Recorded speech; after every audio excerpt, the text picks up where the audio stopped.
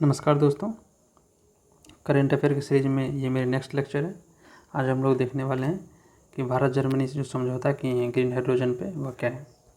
ठीक है, इसमें हम जो है फुल्ली करेंट अफेयर पढ़ाने के दृष्टिकोण से नहीं बता रहे हैं।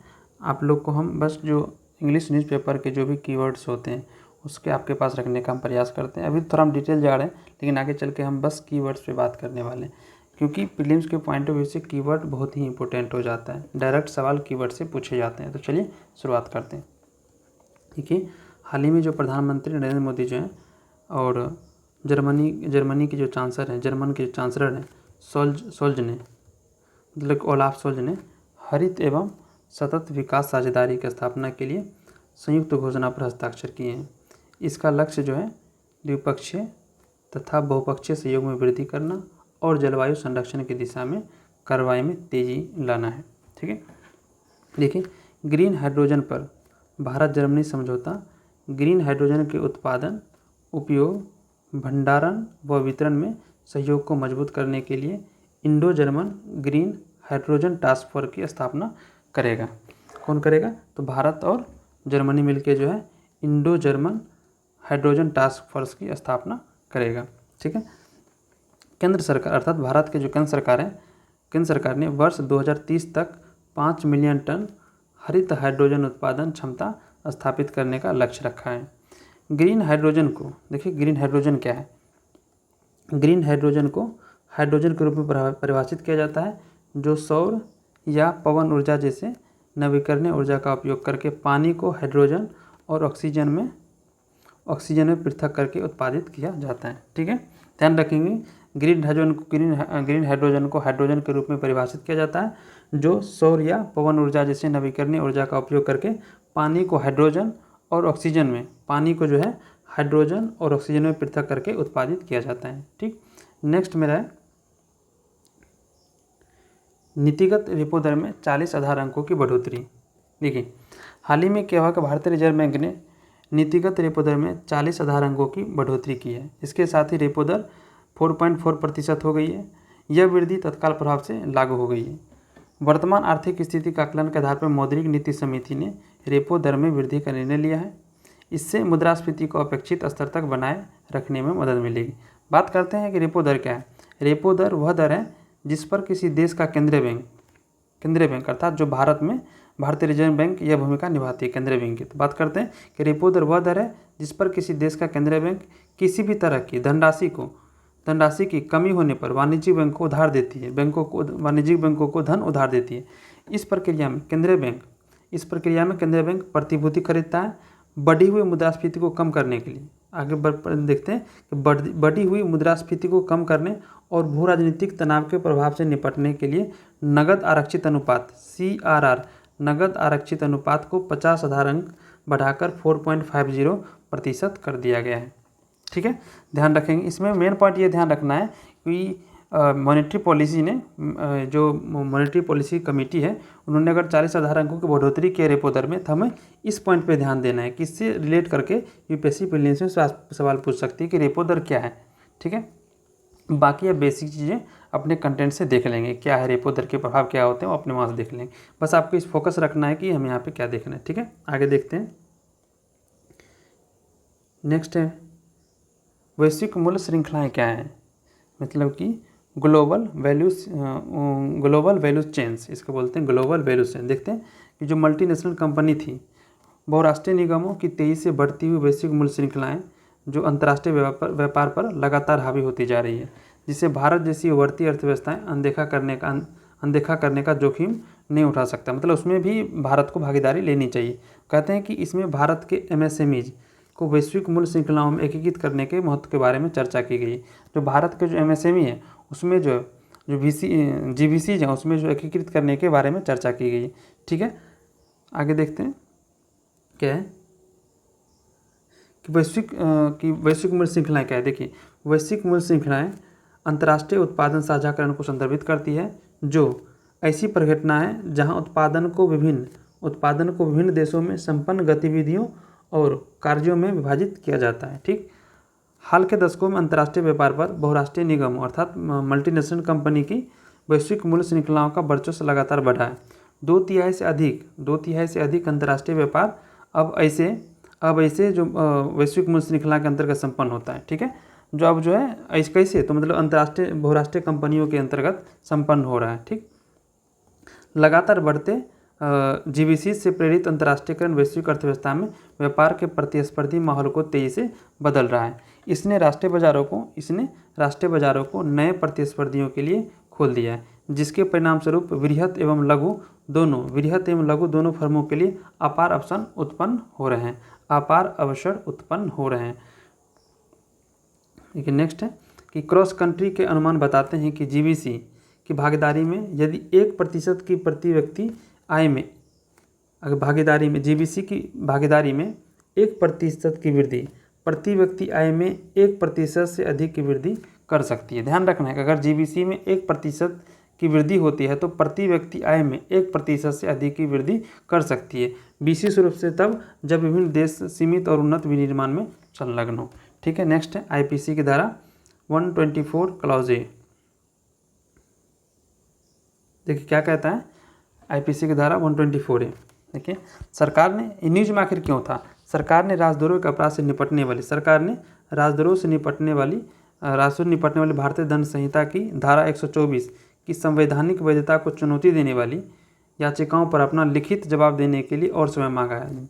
124 की संवैधानिक वैधता को चुनौती जो याचिका द्वारा जो दी गई थी, वो सरकार द्वारा अभी जो लिखित उसको जवाब देना है उसमें भी समय मांग रहा है, उसी से संबंधित ये टॉपिक है। देखिए यह कानून राजद्रोह के एक ऐसे अपराध के रूप में परिभाषित करता है जिसमें किसी व्यक्ति द्वारा भारत में कानूनी तौर पर स्थापित सरकार के प्रति मौखिक, लिखित शब्दों द्वारा संकेतों या दृश्य रूप में घृणा या अवमानना या उत्तेजना पैदा करने का प्रयत्न किया जाता है। क्या है, सरकार के प्रति मौखिक, लिखित संकेतों या दृश्य के रूप में घृणा, अवमानना या उत्तेजना पैदा करने का प्रयत्न किया जाता है। ये चीज़ें किसमें शामिल है, राजद्रोह में। ठीक है, नेक्स्ट है विद्रोह में वैमनस्य और शत्रुता की सभी भावनाएं शामिल होती है। हालांकि इस खंड के तहत घृणा या अवमानना फैलाने की कोशिश किए बिना की गई टिप्पणियों को अपराध की श्रेणी में शामिल नहीं किया जाता है। नेक्स्ट है राजद्रोह के अपराध हेतु दंड के प्रावधान क्या क्या हैं। देखिए राजद्रोह जो एक गैर जमानती अपराध है और इसके अपराध के लिए जो है 3 वर्ष से लेकर उम्र कैद तक की सजा हो सकती है, साथ ही इसमें जुर्माना भी लगाया जा सकता है। इस कानून के तहत आरोपित व्यक्ति को सरकारी नौकरी में प्राप्त करने से रोका जा सकता है, साथ ही पासपोर्ट के बिना रहना पड़ता है। आरोपित व्यक्ति को पासपोर्ट के बिना रहना होता है, साथ ही आवश्यकता पड़ने पर उसे न्यायालय में पेश भी होना जरूरी हो जाता है। बात करते हैं नेक्स्ट की, इसमें है कि शिक्षाविदों, देखिए यहाँ पर इम्पोर्टेंट पॉइंट है, शिक्षाविदों, वकीलों, सामाजिक राजनीतिक कार्यकर्ताओं और छात्रों के खिलाफ, यहाँ पर पॉइंट है, इस छात्रों के खिलाफ देशद्रोह का आरोप लगाना सर्वोच्च न्यायालय के आदेश की अवहेलना है। मतलब कि जो भी शिक्षाविद है, वकील है, राजनीतिक कार्यकर्ता है, छात्र हैं, उनके खिलाफ देशद्रोह का चार्ज लगाना सर्वोच्च न्यायालय के आदेश के अवहेलना माना जाएगा। ठीक है, अब है विश्व प्रेस स्वतंत्रता दिवस। देखिए हाल ही में जो है आपको पता हो कि हम लोग मई के करंट अफेयर शुरुआत की है, मतलब जो प्रीलिम्स आने वाली है 2023 के लिए उसके पॉइंट ऑफ व्यू शुरू किए, तो हम लोग मई से करंट अफेयर को देख रहे हैं। तो अभी हाल ही मतलब 3 मई को क्या हुआ है कि विश्व प्रेस स्वतंत्रता दिवस मनाया गया है। ठीक है, यह दिवस जो है संयुक्त यूनेस्को अर्थात संयुक्त राष्ट्र शैक्षिक, वैज्ञानिक, सांस्कृतिक संगठन द्वारा आयोजित किया जा रहा है। तो ध्यान रखना है कि विश्व प्रेस स्वतंत्रता दिवस कौन आयोजित करता है, तो यूनेस्को द्वारा आयोजित किया जाता है प्रत्येक वर्ष 3 मई को। ठीक है, तो ठीक है, नेक्स्ट देखते हैं कि परिचय में वर्ष 1991 में यूनेस्को की जनरल कॉन्फ्रेंस की सिफारिश के बाद वर्ष 1993 में संयुक्त राष्ट्र महासभा ने, ध्यान रखना है, संयुक्त महासभा ने विश्व प्रेस स्वतंत्रता दिवस की घोषणा की थी। किसने घोषणा की थी, तो संयुक्त राष्ट्र महासभा ने घोषणा की थी। किसकी, तो विश्व प्रेस स्वतंत्रता दिवस की। यह दिवस 1991 में यूनेस्को द्वारा अपनाई गई विंडहॉक उद्घोषणा को चिन्हित करता है। किसको चिन्हित करता है, तो विंडहॉक उद्घोषणा को चिन्हित करता है। वर्ष 1991 की विंडहॉक घोषणा एक मुक्त, स्वतंत्र और बहुलवादी प्रेस के विकास से संबंधित है। विंडहॉक घोषणा किससे संबंधित है, मुक्त, स्वतंत्र और बहुलवादी प्रेस के विकास से संबंधित है। नेक्स्ट है कि विश्व प्रेस स्वतंत्रता दिवस 2022 की थीम है journalism under digital siege. Journalism under digital siege. ध्यान रखना है कि विश्व प्रेस स्वतंत्रता दिवस 2022 की थीम है जर्नलिज्म अंडर डिजिटल सीज। ठीक है, अब इसी से संबंधित एक और सब टॉपिक बन रहा था, हमें लगा कि इसको साथ ही लेके चलना चाहिए। इसमें कि विश्व प्रेस स्वतंत्रता सूचकांक, ये देखते हैं, परिचय में देखते हैं कि वर्ष 2002 से ये जो विश्व प्रेस स्वतंत्रता सूचकांक है उसको जब वर्ष 2002 से रिपोर्टर्स सेंस फ्रंटियर RSF या रिपोर्टर्स विदाउट बॉर्डर्स, पूछा हुआ सवाल है, यूपीएससी ने एक बार पूछ चुकी है, उसको खास ध्यान रखना है। यह वर्ष 2002 से रिपोर्टर्स सेंस फ्रंटियर या रिपोर्टर्स विदाउट बॉर्डर्स द्वारा प्रत्येक वर्ष प्रकाशित किया जाता है। किसके द्वारा प्रकाशित किया जाता है? तो रिपोर्टर्स विदाउट बॉर्डर्स द्वारा। ठीक है, ध्यान रखना है कि पेरिस में स्थित RSF अर्थात रिपोर्टर्स सेंस फ्रंटियर संयुक्त राष्ट्र, यूनेस्को, यूरोपीय परिषद और फ्रैंकोफोनी के अंतर्राष्ट्रीय संगठन के परामर्शी स्थिति के साथ एक स्वतंत्र गैर सरकारी संगठन है। कौन सरकारी संगठन है? तो पेरिस में स्थित RSF। ये जो संगठन है RSF बोले तो ये दोनों क्या है? तो स्वतंत्र और सरकारी, स्वतंत्र गैर सरकारी संगठन है। किसके अनुसार? तो संयुक्त राष्ट्र, यूनेस्को, यूरोपीय परिषद और फ्रैंकोफोनी के अंतर्राष्ट्रीय संगठन के परामर्शी स्थिति के साथ। ठीक है, नेक्स्ट है फ्रैंकोफोनी के अंतर्राष्ट्रीय संगठन 54 फ्रेंच भाषी राष्ट्रों का एक समूह है। 54 फ्रेंच भाषी, वहाँ यूपीएससी में पूछ सकता है कि एक बार आया था कि AIIB के बारे में पूछा था कितने सदस्य हैं, तो उसमें पूछा गया था इससे अधिक। उसी तरह इसमें है कि 54 फ्रेंच भाषी, बता देगा 50 से अधिक है या 50 से कम है। इस तरह से ध्यान रखना है कि 54 फ्रेंच भाषी राष्ट्रों का एक समूह है। पत्रकारों के लिए उपलब्ध स्वतंत्रता के स्तर, पत्रकारों के लिए उपलब्ध स्वतंत्रता के स्तर के अनुसार यह सूचकांक देशों और क्षेत्रों के रैंक प्रदान करता है। हालांकि यह पत्रकारिता गुणवत्ता का संकेतक नहीं है। जो लोग पत्रकारिता करते हैं उनकी गुणवत्ता का सूचकांक नहीं है, बल्कि ये ऑल ओवर जो रिपोर्टर्स होते हैं, जो भी प्रेस होते हैं, उसके बारे में यह एक सूचकांक जारी करते हैं। ठीक है, तो कैसे करते हैं? देश के लेवल पे और क्षेत्रों और के लेवल पे भी करते हैं, दोनों स्तर पे करते हैं। ठीक है, स्कोरिंग मानदंड के बारे में देखते हैं कि इसके मानदंड क्या है। देखिए, स्कोरिंग मानदंड सूचकांक की रैंकिंग 0 से 100 तक बनाया जाता है, जिसमें अगर जिसने 100 अंक प्राप्त किए हैं, 100 स्कोर प्राप्त किए हैं, वो सर्वश्रेष्ठ होते हैं, अर्थात प्रेस स्वतंत्रता का उच्चतम संभव स्तर होता है। बहुत ही अच्छे वहाँ पे स्वतंत्रता होती है उसकी, और 0 सबसे खराब स्तर को प्रदर्शित करता है। बात करें देश या क्षेत्र को प्रदान की जाती है, देश और क्षेत्र को प्रदान की जाती है, जिसमें 100 सर्वश्रेष्ठ संभव स्कोर और 0 सबसे खराब स्तर को प्रदर्शित करता है। ठीक है, 0 सबसे खराब और 100 सबसे बेहतर अंक को प्रदर्शित करता है।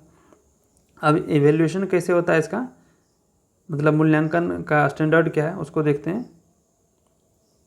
देखिए, प्रत्येक देश या क्षेत्र को स्कोर का मूल्यांकन 5 प्रासंगिक संकेतों का उपयोग करके किया जाता है। जैसे राजनीतिक संदर्भ, कानूनी ढांचा, आर्थिक संदर्भ में बात करें, आर्थिक संदर्भ भी देखा जाता है कि वहाँ की आर्थिक स्थिति कैसी है, इस तरह से, और साथ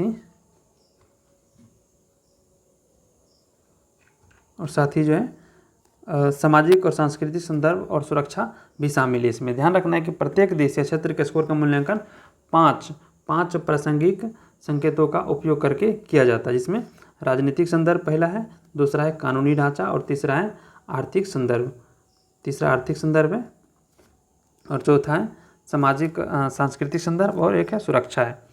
ध्यान रखना है। तो आगे देखते हैं, इसमें कई सारी चीज़ें हैं, जैसे कि भारत को लेकर इसमें आपको पढ़ना होगा मेंस के पॉइंट ऑफ व्यू से कि यहाँ की जो स्कोर ख़राब हो रही है, जैसे कि पहले 142 था, 141 था, और अभी गिरकर इसके स्थान 150 आ गए। तो धीरे धीरे स्थिति खराब ही हो रही है। तो कारण भी इसको जानना होगा, क्या क्या कारण इसके आ रहे हैं इसमें, मतलब भारत के जो प्रदर्शन है उस क्यों ख़राब हो रहा है, ये चीज़ आपको ध्यान रखना होगा। जैसे कि रिपोर्ट विदाउट, जैसे कि अब देखते हैं, जैसे रिपोर्ट विदाउट बॉर्डर्स द्वारा विश्व प्रेस सूचकांक का 20वां संस्करण इस वर्ष जारी किया गया। इसमें कौन है संस्करण? तो 20वां संस्करण जारी किया गया। 180 देशों में भारत का स्थान 150वां स्थान है। ठीक है, आपको पता होना चाहिए कि पिछले साल जो है 2016 में 133 स्थान था, 2016 में 133 स्थान था, मतलब कि इससे 150 से बेहतर स्थान था 2016 में। लेकिन धीरे धीरे क्या हुआ कि इसका स्थान खराब होते जा रहा है। पिछले वर्ष भी 142 141 के रैंक पे था, लेकिन उससे भी खराब स्थिति अब आ चुकी है। इसका कारण पूछ सकता है। कारण में सबसे इम्पोर्टेंट 2 कारण है ये रैंकिंग गिरावट में, कि पत्रकारों के खिलाफ हिंसा हो रही है और राजनीतिक रूप से पक्षतापूर्ण मीडियापूर्ण, मतलब सब अपनी अपनी एक रेंज बना लिए पत्रकारिता करने की, जिसकी वजह से इसकी जो है रैंकिंग में गिरावट आ रही है। साथ ही आपके मेंस का टॉपिक देखेंगे तो उसमें सरकार का भी कुछ दबाव है, यहाँ के जो मीडिया के लिए जो नीतिगत ढांचे हैं वो सही नहीं है। कुछ चीज़ हमारे देश के अंतर्गत में, जैसे मीडिया कर्मी के लिए माना जाता है। इस रिपोर्ट में बताया गया है कि मीडिया कर्मियों के लिए भारत दुनिया का सबसे खतरनाक देश है। इस तरह से उसमें जो है बताया गया, क्योंकि बताया जा रहा है कि यहाँ पे घातक प्रतिशोध सहित सभी प्रकार के शारीरिक हिंसा का सामना करना पड़ता है यहाँ के पत्रकारों को। साथ ही हाल ही में देखा गया कि कश्मीर में जो है समस्या तो बहुत चिंताजनक हो गई। तो वहाँ पे क्या होता है कि जो पुलिस तथा अर्धसैनिक बल होते हैं पत्रकारों को परेशान करते हैं, वहाँ पे अक्सर देखा गया है।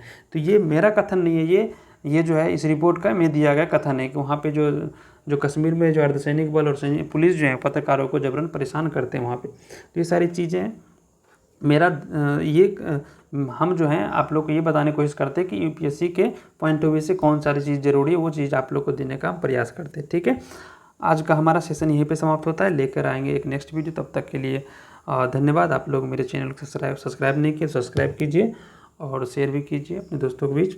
इसी तरह आप लोग को पसंद आया होगा तो लाइक कीजिए। तो मिलते हैं एक नेक्स्ट वीडियो में, तब तक के लिए